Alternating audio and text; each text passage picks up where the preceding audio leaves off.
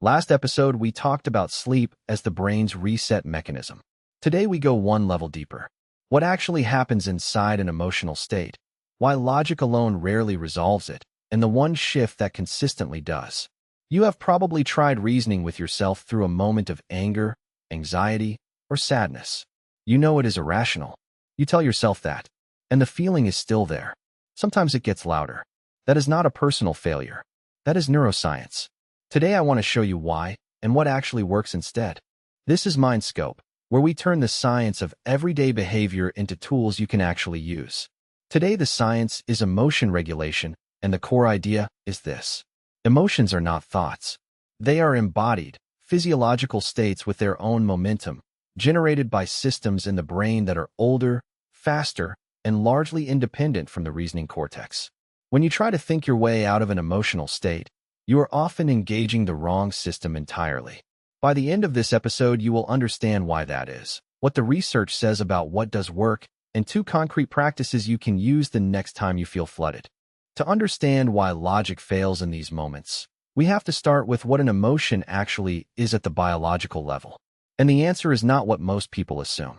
The neuroscientist Joseph LeDoux spent decades mapping the fear circuitry of the brain.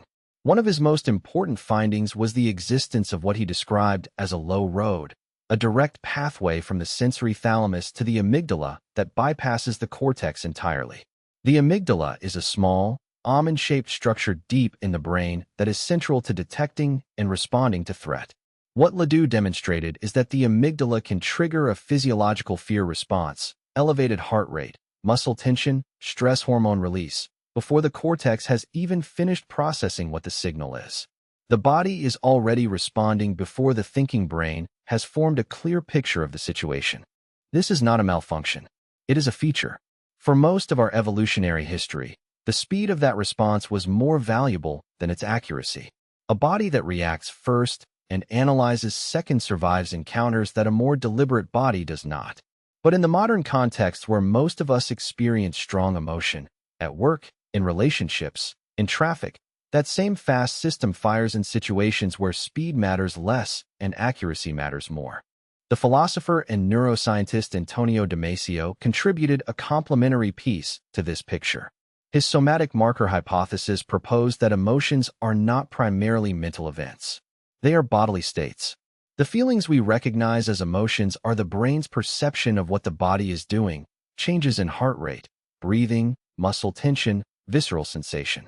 Thought can influence emotion, but the relationship runs at least as strongly in the other direction. What the body is doing shapes what the mind concludes about the world. So when you are in the grip of a strong emotional state, you are not just thinking distressed thoughts. You are in a specific physiological configuration. And that configuration has its own momentum. Here is where most people go wrong. When we feel an emotion we do not want, the instinct is to argue with it. We try to reassure ourselves. We look for evidence that the fear is not warranted. We remind ourselves that the anger is disproportionate.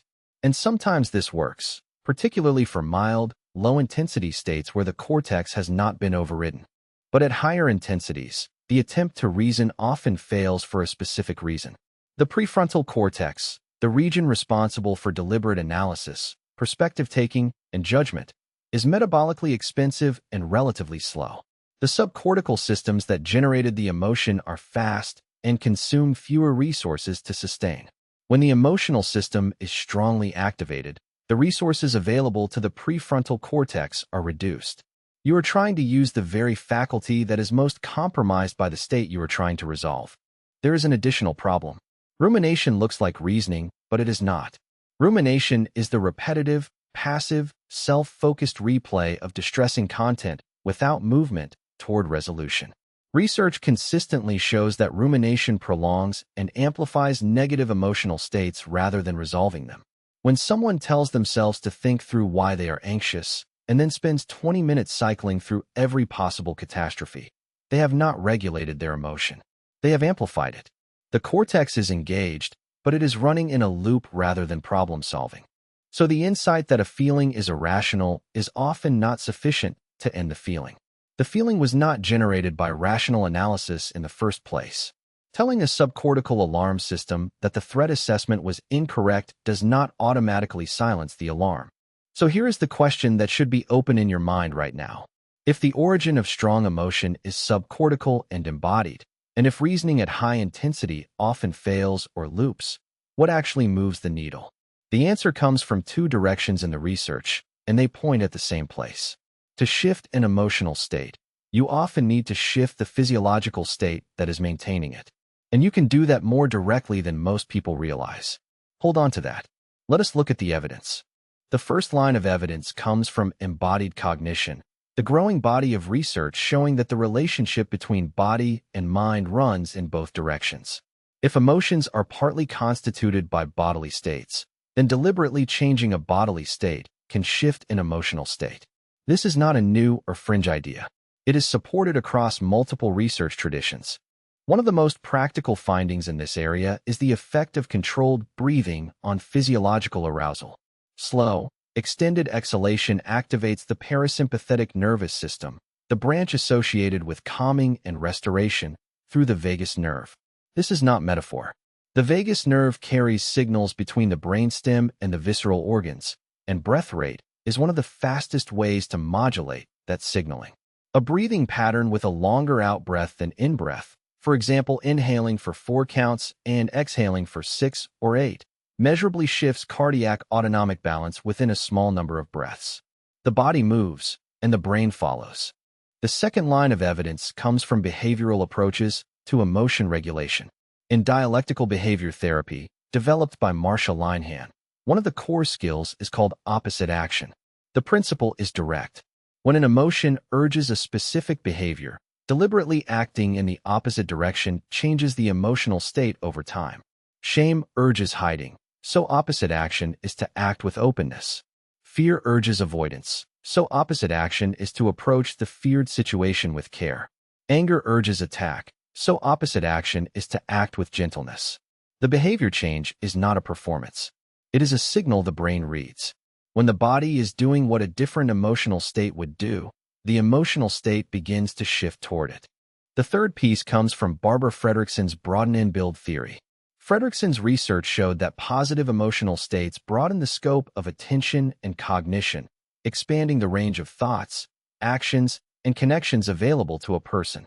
Negative states narrow that scope, which is adaptive in genuine threat, but costly when the threat is not physical. Her work implies that any reliable way to generate even a mild positive state, brief physical movement, a moment of genuine connection, a shift of attention to something valued, can begin to widen the cognitive window and make deliberate regulation more available. This is not toxic positivity. It is using a biological lever to restore access to the cortex that the narrow state had reduced. Together, these three lines point at the same practical conclusion. To change how you feel, start with what your body is doing. The breath, the posture, the behavior, the direction of attention. Cognition is not irrelevant, but it is often the second step, not the first. Here are two concrete practices grounded in this evidence. The first is extended exhalation. When you notice a strong negative emotional state, before you try to analyze it, spend 2 to 3 minutes breathing with the exhale longer than the inhale. A simple ratio is in for 4 counts, out for 6 or 8. You do not need a quiet room or a meditation cushion. You can do this in a meeting, before a difficult conversation, in your car before you walk into a situation you are dreading. The physiology shifts. It does not resolve the problem, but it restores some access to the prefrontal cortex that the state was blocking. Then you are in a better position to think clearly about what to do. The second is a deliberate behavior shift. When you notice an emotion pulling you toward a particular action, specifically an action that would narrow or worsen the situation, ask what the opposite of that action would be. Not the dramatic opposite, just a small, manageable step in the other direction. If anxiety is pushing you toward checking your phone for reassurance, put the phone down and do something with your hands. If anger is pulling you toward a sharp reply, pause and do one physical thing before responding. These are not tricks. They are signals. You are giving your nervous system different input, and over a few minutes, the emotional state adjusts to the new input. A brief note here. If you find that strong emotional states are frequent, very intense, or causing significant problems in your daily life or relationships, this is worth exploring with a qualified mental health professional.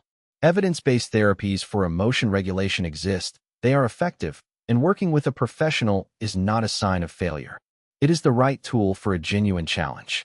Here is the whole framework in one breath. Emotions are not thoughts. They are embodied, physiological states generated by systems that are faster and older than the reasoning cortex. Trying to think your way out of a strong emotional state often fails because it engages the wrong system, and rumination can make it worse. What actually works is shifting the body first. Extended exhalation activates the parasympathetic system and restores cortical access. Deliberate behavior in the direction opposite to what the emotion urges sends new signals that shift the state.